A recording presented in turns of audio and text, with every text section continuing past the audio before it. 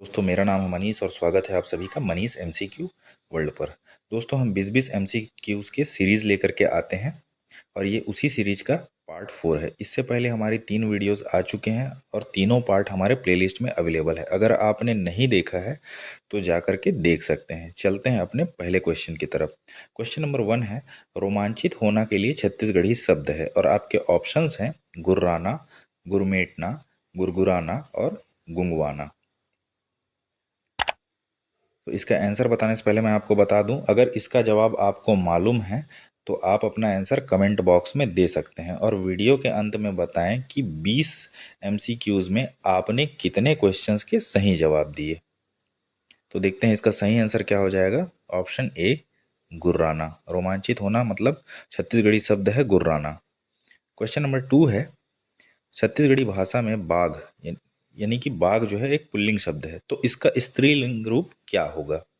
बघवा, बघनिन, बाघनी या बाघी? तो बघनिन इसका सही आंसर हो जाएगा, ऑप्शन बी।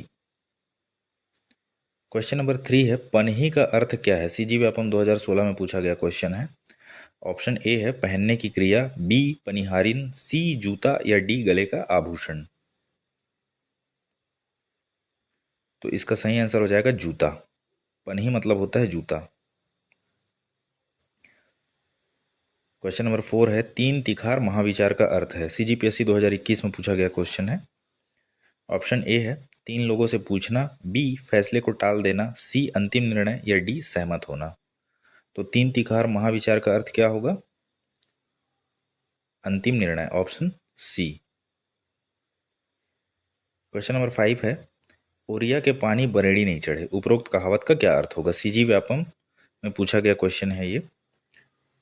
ए नहीं होने वाला कार्य, बी उन्नति ना होना, सी नहर का पानी या डी गरीब व्यक्ति? तो ओरिया के पानी बरेड़ी नहीं चढ़े, इसका अर्थ हो जाएगा ऑप्शन बी उन्नति ना होना। क्वेश्चन नंबर 6 है, दही के भोरहा कीजिए मतलब इस कहावत को पूरा करना है। सीजीपीएससी 2019 में पूछा गया क्वेश्चन ये है। तो ऑप्शन ए दिया हुआ है मही मताए, बाढ़ी खाए, नून खाए या कपसा खाए? तो इसका सही आंसर हो जाएगा ऑप्शन डी कपसा खाए। आपने वो गाना सुना होगा, दही के भोरहा में कपसा ला लील डाल्यो, होगे चारों कोती अंधियारी रे झुमरी।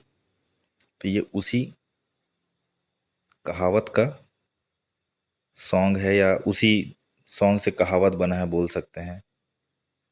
मेरे ख्याल से कहावत पहले बना होगा और सॉन्ग बाद में बना होगा। क्वेश्चन नंबर 7 है, एक खीरा के 9 हाथ, खाली स्थान दिया हुआ है, लोकोक्ति में छूटा हुआ शब्द है। सीजीपीएससी एडीआईएचएस 2014 में पूछा है ये। और आपके ऑप्शन है ए नार, बी पान, सी फूल और डी बीजा? तो इसका सही आंसर हो जाएगा बीजा। एक खीरा के 9 हाथ बीजा। छत्तीसगढ़ी शब्द पलान का अर्थ प्रदर्शित करने वाली सही विकल्प का चयन कीजिए।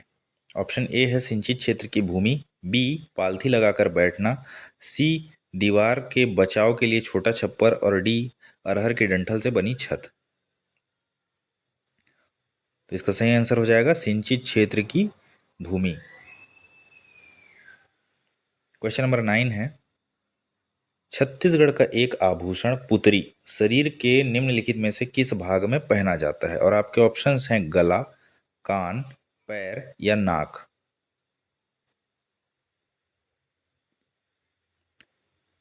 तो पुतरी जो है गला में पहना जाता है, ऑप्शन ए। क्वेश्चन नंबर 10 है, छत्तीसगढ़ में आभूषण सुतिया शरीर के किस अंग में पहनते हैं? और आपके ऑप्शन है पैरों में, हाथों में, कानों में या गले में? तो सुतिया पहना जाता है गले में। क्वेश्चन नंबर 11 है, छत्तीसगढ़ में पहुंची शरीर के किस अंग में पहनी जाती है? पहुंची भी एक आभूषण है, तो किस अंग में पहना जाता है? ऑप्शन ए है कलाई, बी बाहु, सी कमर और डी पैर? तो कहाँ पहना जाता है? बाहु यानी कि भुजा। बाहु की जगह अगर भुजा भी दिया रहेगा तो आप दोनों में टिक कर सकते हैं। ठीक है, वैसे कोई एक ही दिया रहेगा, अगर बाहु दिया है तो बाहु में टिक कीजिए, भुजा दिया है तो भुजा में टिक कीजिए। क्वेश्चन नंबर 12 है, गले में पहने जाने वाले आभूषण है, और आपके ऑप्शंस हैं सुतिया, हसली, दुलरी या उपर्युक्त सभी। तो इसका सही आंसर हो जाएगा उपर्युक्त सभी, ऑप्शन डी, सुतिया, हसली, दुलरी जो है तीनों गले में पहने जाने वाले आभूषण हैं। क्वेश्चन नंबर 13 है, कलाई में पहने जाने वाले आभूषण हैं ककनी, चूड़ी, बनुरिया या उपर्युक्त सभी। तो इसका भी आंसर हो जाएगा उपर्युक्त सभी। ककनी, चूड़ी और बनुरिया जो है तीनों कलाई में पहने जाने वाले आभूषण हैं। क्वेश्चन नंबर 14 बोल रहा है, किस त्योहार में पसहर चावल का उपयोग अनिवार्य होता है, और आपके ऑप्शंस हैं ए नवरात्रि, बी दीपावली, सी नवाखाई या डी कमरछठ। तो इसका सही आंसर हो जाएगा कमरछठ। कमरछठ त्योहार में पसहर चावल का उपयोग अनिवार्य होता है। सबसे पहले देख लेते हैं पसहर चावल होता क्या है। तो पसहर चावल जिसको बिना हल जोत के उगाया जाता है उसे हम पसहर चावल कहते हैं। और कमरछठ क्या होता है, तो पुत्र की दीर्घायु यानी कि लंबी उम्र के लिए जो स्त्री व्रत रखती है उसे हम कमरछठ कहते हैं। देखा जाए तो मतलब माँ अपने बच्चे के लंबी उम्र की कामना के लिए कमरछठ का उपवास रखती है। क्वेश्चन नंबर 15 है, पपची का स्वाद कैसा होता है, और आपके ऑप्शंस हैं नमकीन, मीठा, मसालेदार, तीखा। तो इसका सही आंसर हो जाएगा मीठा। क्वेश्चन नंबर 16 है, तस्मई क्या है, खीर, हलवा, खिचड़ी या पूड़ी। तो तस्मई होता है खीर। खीर को हम छत्तीसगढ़ी में तस्मई कहते हैं। क्वेश्चन नंबर 17 है, दिए गए व्यंजन और बनने वाले विशेष पर्वों में क्या सुमेलित नहीं है। तो ऑप्शन दिए हुए हैं पपची शादी के अवसर पर, ठेठरी तीजा या पोला के अवसर पर, बड़ा सामान्य अवसर पर, या डी गुलगुला अतिथि सत्कार पर। तो कौन सा इसमें मैच नहीं कर रहा है ये बताना है। तो मैच नहीं कर रहा है ऑप्शन सी बड़ा सामान्य अवसर पर। तो ये बड़ा जो है किसी स्पेशल त्योहार या पितृपक्ष में बनाया जाता है। ठीक है, इसलिए ऑप्शन सी जो है यहाँ पे सही हो जाएगा, यानी कि ये सुमेलित नहीं है। क्वेश्चन नंबर 18 है, नया घर बनाते समय घर को रंग रोहन किया जाता है तो उसे क्या कहते हैं। और आपके ऑप्शंस ए सवनाही, बी चित्रकारी, सी नोहडोरा या डी मिस्त्री। तो उसे क्या कहेंगे, ऑप्शन सी नोहडोरा। जिसमें नया घर बनाते समय घर को रंग से लिपाई मतलब कि डिजाइन बनाया जाता है उसे हम रंग रोहन कहते हैं। जैसे पशु पक्षी की चित्रकारी बनाना है ना, उसे हम नोहडोरा कहते हैं।